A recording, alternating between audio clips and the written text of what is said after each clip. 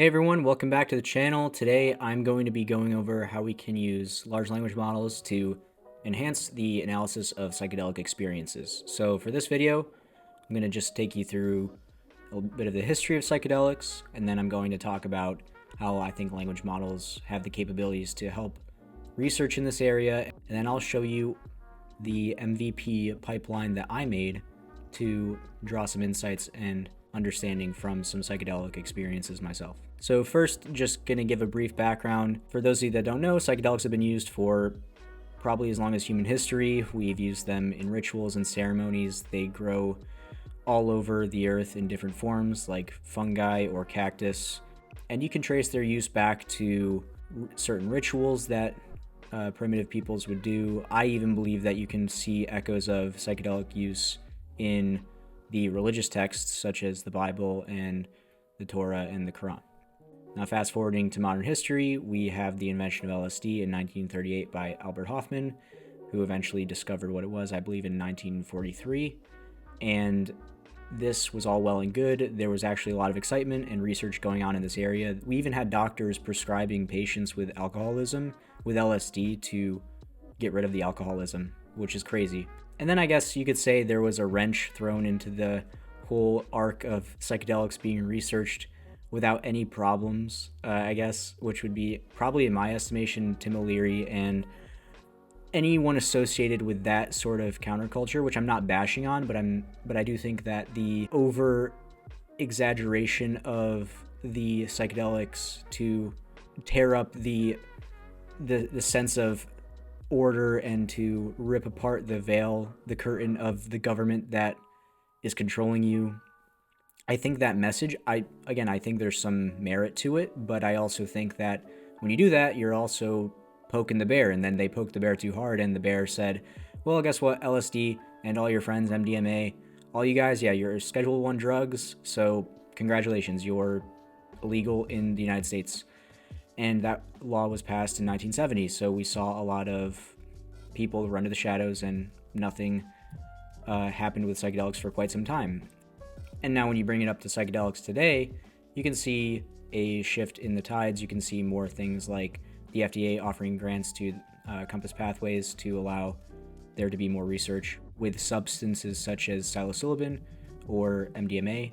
And something that I found more interesting and that I just recently learned, but I'm not surprised by, is that Oregon passed Measure 109 in 2020, which means that by the year 2023, which if you're living now, you are in the year 2023, you are able to be a facilitator, manufacturer, or service provider of psilocybin services, which I think is a huge step forward for Western society integrating psychedelics into everyday life and mental health, just having it be a legal thing to do. And again, you'll see more things like Johns Hopkins is doing a lot of great research. There were some really good ones, like smoking cessation was cut down by, I believe, 80% after people took one large dose of psilocybin. And it helps a lot of people that are terminally ill with cancer. And you also see more countries opening up to the idea of decriminalization or fully legalizing the substances altogether. So now on to LLMs.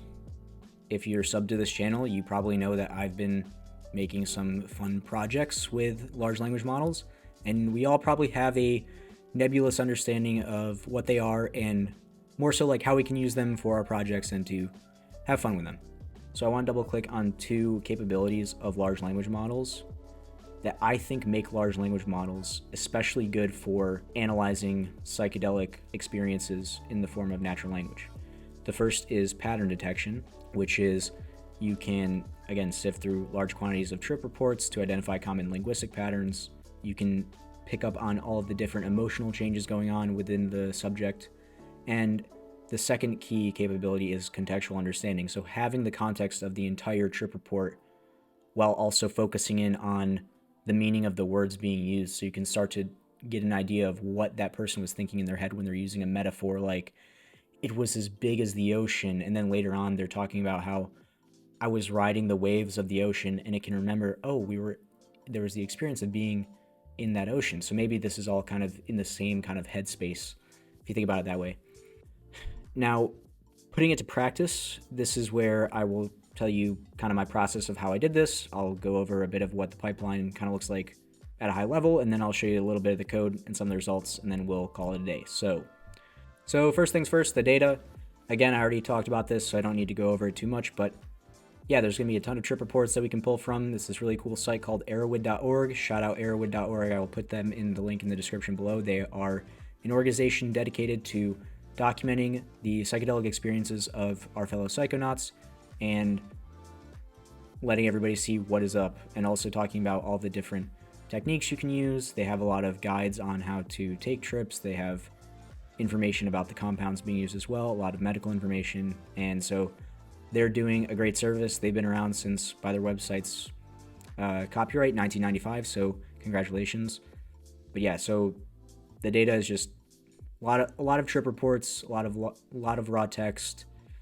Large language models are in their element. So the plan, we're going to take trip reports, add a dash of language model analysis, and hopefully get out something that we can pull insights from. So this example right here on the right is actually something that I made with ChatGPT without any code, just taking trip reports from Erowid manually and playing around with the idea before I even dived into this entire subject altogether. And as you can see, it made me a cool graph of different things like emotional states, concepts of reality, and spiritual philosophical insights. You can see they're all color-coded and then also linked to what they were associated with on the graph. So I thought that was very cool, and hopefully you guys are excited by some of the results that you see later on. And now on to the code. So first, I'm going to move my head to the bottom of this. Okay, so the pipeline. Let's talk about it. So let's say we have some trip reports. Let's say we got 10 trip reports from Erowid.org on mushrooms. And the first thing we're going to do is we're going to take those and we're going to pass them into a call to OpenAI to identify themes and emotions. And I believe also we added the substances, age, gender, and that's it. Yeah. We're going to identify all of those things and have it identify and return it in natural language. Take those responses for each of the trip reports, and then we're going to have OpenAI's model that returns JSON, construct the JSON objects that we need for manipulating these with code. So essentially, it's like, here are all the themes, like I identified, loss of self, oneness with the universe, all that stuff. And over here, we are actually putting that into a JSON object. So it's going to say like themes, then it'll be an array of all the different themes that were associated with that trip report. Once we have identified all of the patterns and emotions in each trip report individually, I'm going to compile a list of all of those themes and emotions and send them back to OpenAI for another call to identify higher level categories. And so if you think about it, each trip report is going to have a long list of patterns and a long list of emotions that it found within the text. And so giving it all of those, giving the language model all of those to analyze and then come up with these higher level categories we could bucket them into is helpful, because once we do that, we can start grouping these together. Let's say you have, I felt like I was one with nature versus I felt like I was one with everyone versus I felt like I didn't exist and I was a part of every particle in the universe. These could all be bucketed into a sense of oneness, for example. Same with emotions as well. Like I was scared for my life, or I feared losing the ones I loved. That could all just be boiled down to fear.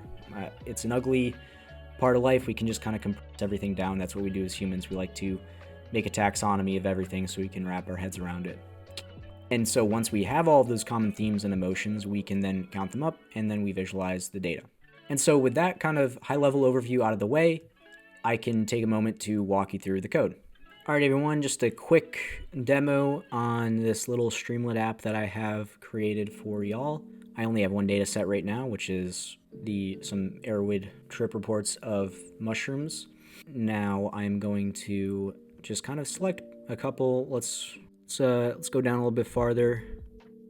But these are some of the experiences that you can select and now analyze report. And so in the background, what we're doing again is we are first identifying all of the key terms and key things that we're trying to get out of each trip report, which is going to be the age, the gender, the common themes throughout the trip report and the common emotions. And we're gonna do this for each one. And then once we've done that, we're going to take all of those identifications, all of that output from the language model, and we're going to run it back through another call to OpenAI to convert it all to JSON format so it's nice and pretty for us. And once we've done that, we're going to take each list of themes and emotions, and we're going to make it one huge list, and we're going to feed it all the way back down into another call to the large language models to generate higher level categories of the themes and higher level categories of the emotions. Kind of even one, for example, you could imagine an experience or a pattern or a theme being, I felt like I was nothing. I felt like I was connected to everything. I felt like the chair was me and I was the chair. And then the language model could compress this into a higher level category known as like loss of sense of self or something like that, sense of selflessness, and then group those individual nuanced themes into that selflessness bucket. So it's kind of like an iterative process where we first identify all of the patterns for each individual one, capturing all the nuances, and then constructing larger buckets to put these in to kind of draw connections between each experience. So this Streamlit app, obviously thrown together, it's not production grade right now, but if I keep working at it and I keep building on top of this rudimentary pipeline that I have so far, I think I could find some great success cleaning up some of the data, maybe making sure that it's only mushrooms and not mushrooms with something else, because that is a common thing on Erowid as well. You'll see a lot of that. But anyways, back to the presentation. And now we're at the results. So let's take a look. As you can see here, I have a sample analysis of a sample of mushroom trip reports that I ran through my pipeline. And you can see it's kind of evenly distributed still, which is probably just because we only have run like 10 to 15 at a time instead of hundreds or thousands. And that was more for the sake of time than anything, and just for demonstration purposes. And now, let me move my camera real quick for y'all so you can read the pretty words if you want to. This is kind of gets to my closing point, which is that language models are able to identify and pick up on these patterns faster than we can, more efficiently than we can. So you can start to imagine a world where you have these vast, endless experiences that are first distilled down into language. They're compressed into language for us to be able to understand them. And then from there, we can take this compression of that experience and actually map out different things from that. We can extrapolate from that. So you can imagine a world where we're able to predict what experiences each compound would give you if you start to identify all of the themes that happen when this person takes mushrooms, or all of the emotions they feel. And if you're a doctor and you're trying to prescribe your patient something that they need, you might want to know what it does. Well, this would be a good way to do it, is to start to figure out what experiences are these compounds giving people, and then start to standardize it. Start to think about how can we make it so we can predict that mushrooms at 3 grams is going to give this person an ego death and a sense of love, versus, I don't know, ibogaine is going to instill the fear of God in them. They might be a little traumatized, but they're not going to be addicted to opioids anymore. And once we can do that, it's actually a bit easier for the industry, I would assume, for the medical industry to move forward, because once there's a standard around it, they don't need to worry about any of the liability for that. They're just following the book. And so for me, I see language models as a bridge between raw experience and structured understanding. By being able to take all of the language that is describing these undescribable experiences and siphon out just even the tiniest bit of insight. The tiniest bit would make a world of difference for us to be able to better understand what these compounds are doing to us. Now, that is my time.